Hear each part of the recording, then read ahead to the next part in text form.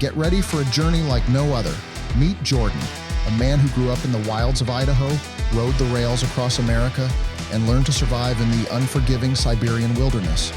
From living with nomadic reindeer herders to winning season 6 of Alone by surviving 77 days in the Arctic, Jordan's life is a testament to resilience, adventure, and the power of character. Join us as we dive deep into his incredible story, exploring the lessons he's learned and the values he holds dear. Tune in. You won't want to miss this. Here with Jordan Jonas. We're telling multiple stories. He's already been on prior episodes, but he's got so many. Here is another great story. He was on this show, and I'm gonna have him introduce himself to you. But he's on this show where you have to survive basically under ungodly circumstances. What I would consider ungodly circumstances. I mean, for me, it's for me ungodly circumstances where you don't have room service. But I digress. So, tell us a little about yourself, and then let's get into the X Brigades on the show. Yeah, so I led kind of a unique life prior to getting on the show. It was called Alone. You may have heard of it. It got pretty popular during COVID and stuff. But I had spent a bunch of time living in Russia and doing other kind of unorthodox life path. All of that, it was a lot of outdoor wilderness experience. All of that kind of led up to them slapping me on this Alone show. And so, it was a show where they throw 10 people out in the wilderness. You're all separated and you're given 10 basic items, an axe and a saw and a few things like that. We were dropped off just south of the Arctic Circle in Canada and at a place called Great Slave Lake. And it's basically the last person to be out there wins. So it could go up to a year. You have no idea how long the show is going to last. And as soon as they drop you off, you're alone. You self-film everything. So, your next meal isn't going to happen until you go out there and find or kill something. It's pretty pressure's on right away. Well, take us about the beginning. First of all, they chose you because you the process. Let's go in the origin. How do they choose you? And then how long do you wait to, start? Take us through the origin of this whole situation. I'd spent a bunch of time living with nomadic reindeer herders in Siberia, and that kind of gave me a unique story and a unique, skill set. And so at some point I'd come back from Russia and I thought, my buddy showed me that TV show and I was like, oh, that's cool. I guess an interesting show. I sent him a link to my YouTube videos living with the natives and stuff and just said, hey, I could be on your show. Forgot about it. It was like on a whim one evening. And then apparently I was too late for the next season casting. The season after they had like returnees come back. And so they had a few seasons that they couldn't cast me on. So it wasn't until 3 years after I had done that random application on a whim that they called me out of the blue and were like, hey, this is casting from Alone and we'd love to have you on season 6. And I was like, what? Like, oh man, I got to rewatch that show again. And then I couldn't really say no. I thought it was such a unique opportunity to use a skill set that otherwise wasn't very marketable, from where I was. And so it's like, shoot, yeah, I'll give it a whirl. And just the doors kept opening and pretty soon they dropped me off on some little nook. So wait, they drop you off. I mean, how big is this film crew? Is it like fancy? Hello, Mr. Jordan Jonas, and like we're gonna take care of you here, and it's like all like pampering, and then they dump you like most stuff in Hollywood, or is it a little bit more ragtag than that? What was it like when the day that they dumped you in the wilderness before? Yeah, and so then you after? you spend 10 or so days prior to getting dumped, learning to film yourself because you're all going to be self-filming, so they give you a little bit of a coaching on that, and then you meet the other contestants and all that, and then in that day, you eat your final meal. Everybody gorges themselves, and then you draw straws for who gets dropped off first, and they take you on a helicopter and send you over, drop you off. It leaves, and that's kind of what the day looks like. You try to then prioritize what you need most and move forward into hopefully what isn't a slow, painful decline. All right.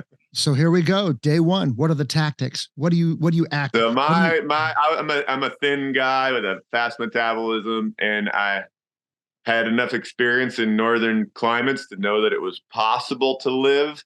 So it didn't have to be a starving contest. And I knew if it was, I would lose. And so all my priorities was food focused. As soon as they dropped me, thought, well, this is as undisturbed as the land is going to be. So I'm going to get my bow and hunt the area right now. I walked around, and half hour or so later saw, a little rabbit run by and shot it. And so I got my first day's meal. That was exciting. And I was like, well, there's rabbits here. That's a good sign. So then I put up snares everywhere. And then I left that area because where they dropped me, it seemed to be a good, like there might be moose there. I'd seen moose sign, but if I would have built my shelter there, I would have blown the whole area up. So I moved all my shelter and stuff to some little peninsula island where the wind would carry my scent away, and I could then trap rabbits, but kind of not leave a big footprint on my land. So the first thing I did was, just decide that I wanted to move my spot from where they dropped me off, and then found a good spot where the wind would carry my scent out to sea and not inland to the animals. You told me this story before, and I never knew that you were on a peninsula. That's smart. So you were already aware that there are predators like bears and stuff that can, so that gives you, 3 points out of the 4 not to get smelled. Right. Yeah. Exactly. It was, like I said, they didn't drop me on that, but when I saw it, I climbed up on a little hill and saw that peninsula. I was like, oh, that'd be perfect. Keep my footprint light on this land, and I can have it as like a staging area because I'm going to have all my stuff there, and I won't be blowing up the rest of the mainland. So must have been gorgeous too. It was pretty. Oh yeah, great little spot. The fishing sucked, but down in California, that would have been like prime real estate. Oh man, yeah, it's a great spot. So then it was all pressure, man. I thought as much as I had some early success getting rabbits, and I did get a lot, I was going through a thing called rabbit starvation, where the rabbits have so little fat that even if you eat them, you lose weight, and so your body uses more energy processing the protein than it gains from the little bit of fat on the animal. So I was losing weight, and man, talk about getting in touch with what our ancestors used to have to go through regularly. It's just like, oh, you're going to starve if you don't make this happen. There was so much pressure to get food. I was working really hard, putting out snares, trying to fish, trying to hunt. And then, to make a long story short, I had tried all kinds of different techniques to try to make an encounter happen with, be it a bear or a moose or, whatever it was. And finally, one day I had strung up a bunch of tin cans across the trail to alert me if a moose came by, and I heard those things clank. I was like, oh, man, I ran out there. A moose had come clanked through my cans and kind of spooked himself and ran out, and then turned and looked back at the cans. And when I came out of the woods, he was just standing there 43 yards, perfect broadside shot. But he was a monster moose, and he was out in that mud flat. So I actually had a hard time judging distance. And I thought he was a lot closer than he was just because he was so big. So I drew back and shot, and the arrow fell short. And I went to grab another arrow, and I was like, oh, no, I grabbed my camera and not my quiver. So I was like, oh, and I watched the moose run off. And I was surprisingly unupset. Of course, I was frustrated I missed, but I also was like, man, that was awesome. I was seeing a dinosaur, and it almost just motivated me. Okay, now I really have to make that happen again. I can't. That's not the end of this story. So, so I was like, I can make another moose encounter happen. I tracked the moose to a spot where there was kind of a valley between 2 hills, and I thought, man, I remember hearing the natives that I lived with in Siberia, they used to tell me about in old times before they had guns, they would build big fences and kind of funnel animals into smaller areas and stuff, into pens and things like that. And I was like, man, should I build a big old fence and try to funnel any more moose? And I was like, you know what? I'm not here to starve. I'm just going to do it. So I built this big fence, and then funneled all the game trails in that area into just one trail. So then set some cans back up. And then, a week or so later, I was out there pulling a rabbit out of a snare, actually. And I heard those cans clank. I was like, oh, something's coming. So I like ran over and stood next to this bush that was at the mouth of the funnel. And sure enough, big moose came lumbering up and whacked it. We got it with the arrow. It was so intense, felt like I think it was the most intense day of my life, just because it was so much. It's hard to replicate that pressure that if there's no food coming unless you provide it, and you're starving, and I'd never told myself I had this like give up button, because you do it's a show after all, but I just thought it was life and death is psychologically. And so, the moose ran off. I was like, man, I think I hit it really well. This is awesome. Headshot, chest shot. What'd you hit? It was in the chest. So when you're hunting big animals, you want to get them in the heart, the lungs, kind of. And it was just with a bow and arrow, so a headshot wouldn't work very well. So it was right in the lungs, and it ran off. And I waited, as you do, for a while to go look for it, and then I went and found it. But that was hard because I was so excited. But then when I went to look for it, I lost the blood trail. And I was like, oh, no, I'm not going to lose this moose. That would suck so bad. And then ended up finding it. But it was like a 3-hour ordeal before that moose was finally down. And I finally could go up to it. And, oh, there it is. And the amount of like joy that I experienced there I almost just can't replace it. No, nothing you bought, nothing it's such a pure joy that, oh my gosh, I slayed the demon of starvation, that was on my shoulder for the last month. Meet the Bolo Pack, the ultimate travel companion that transforms into a hammock, a pop-up tent, and even a cooler. Whether you're hiking, camping, or chilling at the beach, the Bolo Pack has you covered. First up, the Bolo Pack is a sleek, compact backpack, perfect for day trips or long adventures. Need a break? With a simple pull, the Bolo Pack transforms into a relaxing hammock, perfect for catching your breath during hikes. Planning to spend the night? The Bolo Pack also converts into a pop-up tent, giving you shelter wherever you go. And the best part? The Bolo Pack doubles as a cooler, keeping your food and drinks fresh for hours. Let me show you how easy it is to switch between modes. First, the hammock. Just a few simple steps, and you're ready to relax. Next, the pop-up tent for quick shelter setup. And finally, the cooler function, ensuring you stay refreshed on the go. From day hikes to weekend getaways, the Bolo Pack adapts to your needs. Whether you're chilling, camping, or keeping your snacks cool, ready to upgrade your travel game? Get your Bolo Pack today and take your adventures to the next level. Link in the description. How many yards did you have to like hike to find it? I shot it. It was about, 30 yards away. And then it ran about probably 500 yards.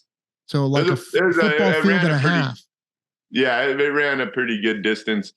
And nicely, it ran towards my shelter. So it made the pack and the meat a little short, less distance. Let's talk about processing. I mean, how do you can't drag that thing. So what do you do? Start cutting up, the most fatty pieces, and how do you try to conserve as much as you can? I got it all. I've done some hunting in my day, so I knew how to kind of, break down the animal, of course, into sections that are carryable. So took me like 10 loads or whatever to get cut the moose all up, pack it back to camp, come back, get another load. It took me all day way into, of course, the night, but I ended up getting it all back, started smoking it, and I thought that was pretty great. I had solved my main fear, which was hunger. How do you preserve most of the meat? What's that? How do you preserve most of the meat? Yeah, it was mostly through smoking it. So I would put all the moose in my shelter, all cut up.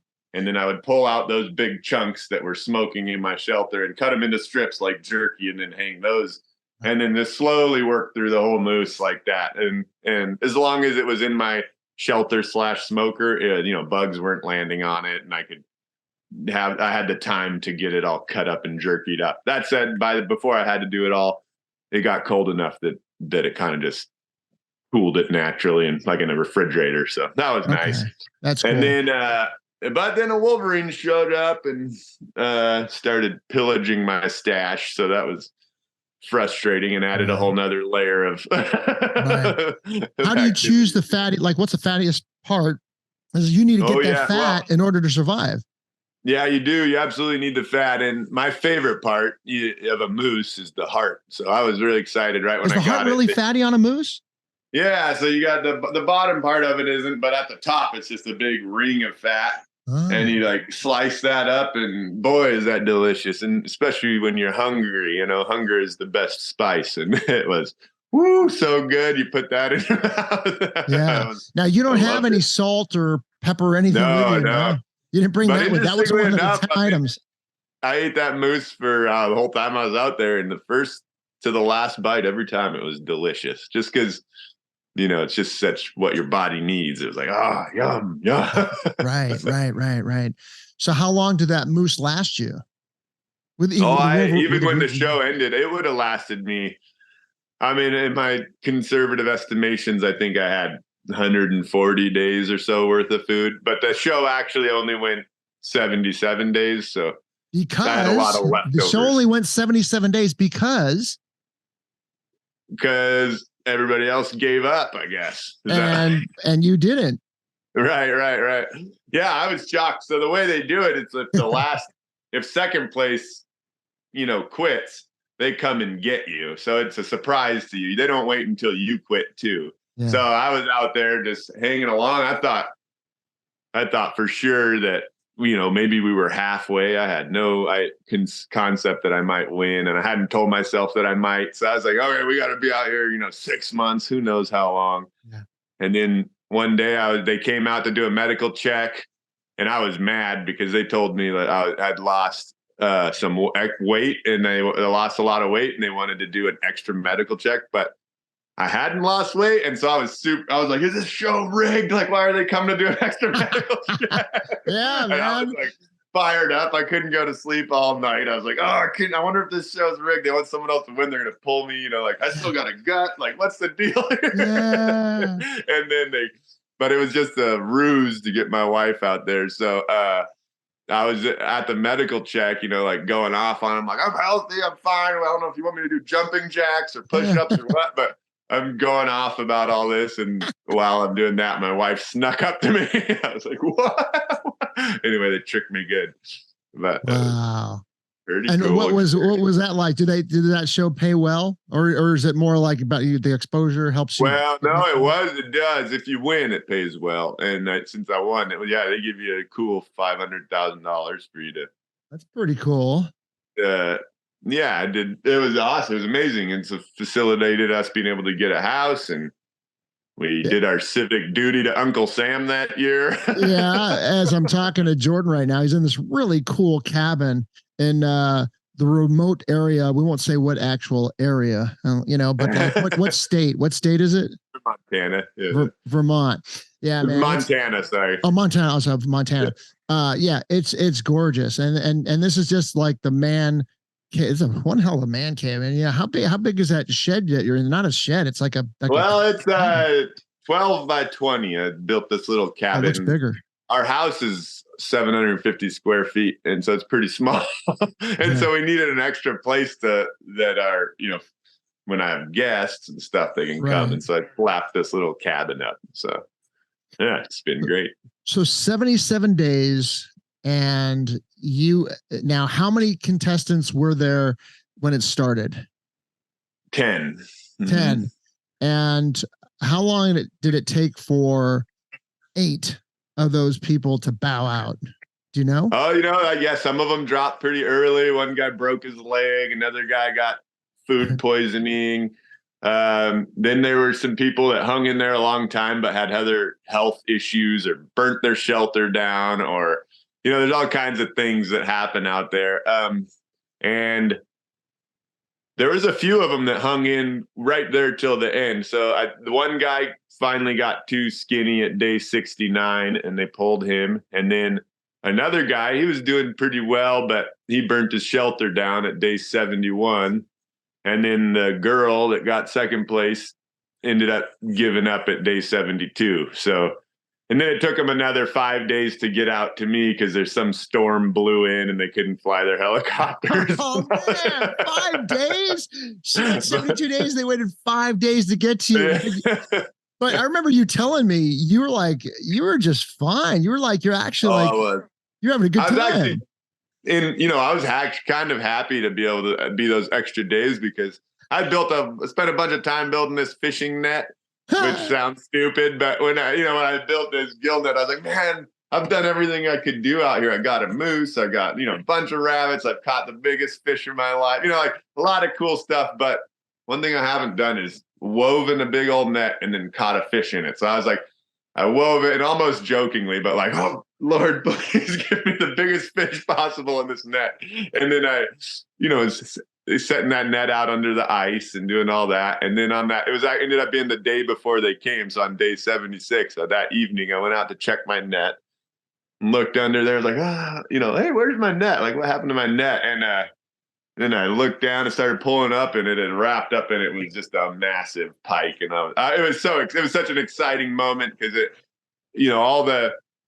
that was me just catching that one fish, but it also was like, oh man, I'm still providing food. It means like, now I'm going to be able to head off into the future. I might make it through the winter. I'm not done getting calories. I'm not just living off of my past laurels. It was all this hope and joy, and all my hard work of that net paid off. And so I was really excited to be able to have that moment. But then it next day. So was pike.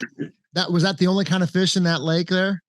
No, that was the only pike I actually caught. I caught a grayling. I caught mostly lake trout, so mostly big lake trout. I did eat one whitefish that was inside the belly of one of those lake trout. Still fresh. And I was like, oh, sweet, 2 for 1, But anyway, so those were the 4 fish species. The lake trout up there, I surmise, is kind of almost like salmon. Oh, yeah, it's super good. Yeah, out of Lake Michigan and some of those warmer lakes, they're not as good, but up there it was just delicious. Yeah, it's almost like it's not different than the rainbow trout down in southern parts. I think the trout up there it's almost like fatty. It's like a fatty salmon. Yes. Yeah, super good. The cold water, those cold water trout typically taste better, and they were great. Yeah, well, that's important too because you need that fat. Oh yeah, and it was interesting to watch, like even with a raven or the wolverines or whatever it be, as pine marten, when they would come and try to pillage your food, they would steal, they'd peck out the eyeballs, rip the skin off and eat the skin and totally ditch the rest of the fish. Like the part of the fish that you and I would want to eat, the fillet, it would leave all that. It would just eat the belly fat, the head, the skin. And so you can observe from nature where the real food value is in the fat. Yeah. Mm-hmm. Right. It's all about that fat. So they know to do that too. Yeah. Wow, Jordan, man. That was, man, what a, you got to feel at the end of this thing, you really have to feel like, I feel pretty like, skilled, and I feel like I can survive, and it's a great feeling. Afterwards. Yeah, it is. It was such a cool feeling. It was, I didn't go in there thinking, oh, I'm going to win this. I just went in there and like, let's see what happens. But it is funny when you get through something like that. It was like, wow, the accumulation of all those years and all those skills. There's really an opportunity to share that with the world, but also to a degree with yourself. Like, oh man, it all just comes together, and it is doable. Pretty cool. It was. Have you done any outdoor stuff since then, like that, or well, similar? I don't know if like that exactly, but I've done a lot of. Now I guide a lot of people on wilderness adventures up in the mountains, and honestly, I spend most of the summer up in the mountains now with people though, so that's cool. That's right. You show other people how to do what you've done. What exactly. And what's that called? Tell us about it. Well, it's Jonas Expeditions is the name of my little company, but it's at jordanjonas.com or through my Instagram at HoboJorda. You follow along, and I just take people up on different adventures. Some of them are more like skills based, learn the survival skills, and some of them are just like, man, here's a lake that I think is awesome. I don't think anyone's been to it in years. Let's see if we can get to it. And and we'll deal with all the things that come with that as we do the difficult off-trail hiking and the rainstorms and the like catching fish out of creeks, like basically kind of give people that experience. And I try to do them for enough days, 6 or 7 to 5 to 8 days, give people a real outdoor experience, get disconnected from their phones. And Right, man. You're the guy. If you want to bug out and you want to survive, Jordan Jonas is the guy to hang out with. Yeah. Come on out sometime, Michael. Love it, man. We're going to have to do some of that shit, man. I love it. Yeah. Thank you so much for sharing, man. It was freaking awesome. Sounds good. Good chatting. Thanks for joining us. Gear up for your next adventure and head over to bolotour.com to check out the amazing Bolo pack and their other innovative outdoor gear. Catch you next time.